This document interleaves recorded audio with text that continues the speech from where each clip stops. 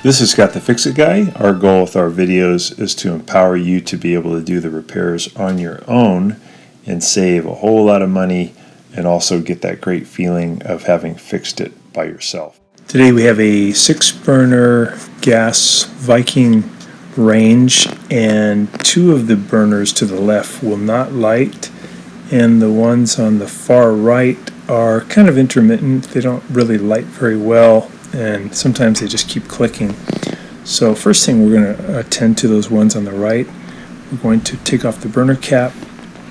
We're going to take off the strip plate, and then we're going to use a wire brush to clean up the area where the igniter comes in contact, where the spark jumps from the igniter to the burner head.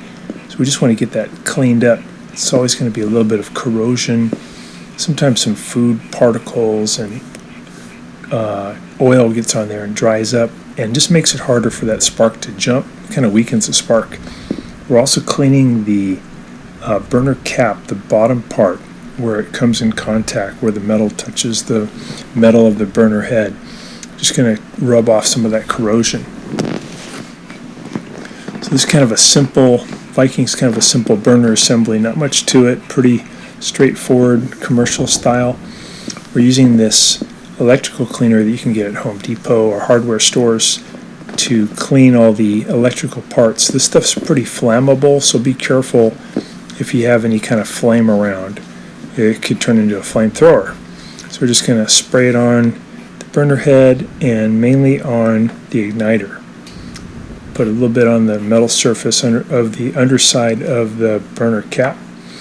When I put it on and light it, there'll be a big flame because that's mainly the gas, but also the cleaning agent being burned up. So just be aware there might be a big flame. If you let it sit for about 10 minutes, there won't be any flame. It'll all evaporate. So now we're getting a better, more responsive flame and one that lights faster. It was mainly due to cleaning the corrosion off of that igniter. So we're going to put the drip pan back on. And now we're going to take a look at that one behind it, the rear burner. So these are really good ovens and really good stoves. Just checking that front burner again. The igniter looks good. It's got a good spark, lights up really fast. Pretty responsive. So took off the grate, took off the drip pan, took off the burner cap, and we're going to do the same thing. We're just going to use a wire brush. I get these wire brushes at the dollar store. You usually get 3 of them for $1, and they're made of either brass or steel. I like to use the brass ones. And I'm just going to clean all these areas here with the wire brush. Be careful not to push in too hard on the white part of the igniter. That's porcelain. It could easily crack. We don't want that. So I put the cleaning agent on, electrical cleaner. So part of the problem with this oven, or this stove, was that it would keep clicking. And that's usually due to just some kind of bad connection with the igniter because it's dirty, or it just needs to be some electrical cleaner put on it to get it a nice circuit again. So that lights really good, lights fast. Put that one back together. And we're going to test out these burners again. So the ones on the right are looking good. They light easily. Got a nice flame. Here's the middle ones. Back one lights really good.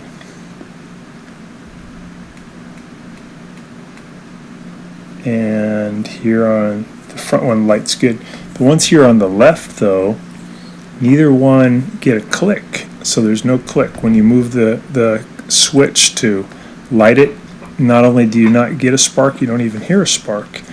Probably due to a bad spark module. This unit has 6 burners. It has 1 spark module for the left burners, and it has 1 spark module for the middle and the right burners. So right near where my right hand is, there's a sheet metal box right by my brush, and that's where the spark module lives.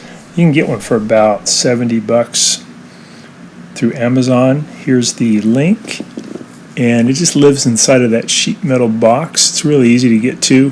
Just have to take out a few Phillips head screws, and that'll get the spark going again, and that'll take care of the left side not lighting. So pretty easy to do. I like to use Amazon because they usually have the things you need and they can get them to you quick. A lot of other companies, though, you can get them from also that are, you can get a good deal, but $67 is pretty good. So I'm putting them all back together. And if you ever need to find the model number for a Viking, usually it's going to hang out underneath this left side on a sticker up against the side wall. And I'm going to get my camera in there because I can see a little bit better. I'm going to open it up and take a picture, and then I'll blow it up. And that's going to help me to get parts. So the part I do need to get is the spark module, and I was able to find that again on Amazon for about $67. So hopefully this will help you with your Viking range. They're great machines. Hopefully you can subscribe with us, and we'll send you a lot more videos on how to fix your appliances in your home.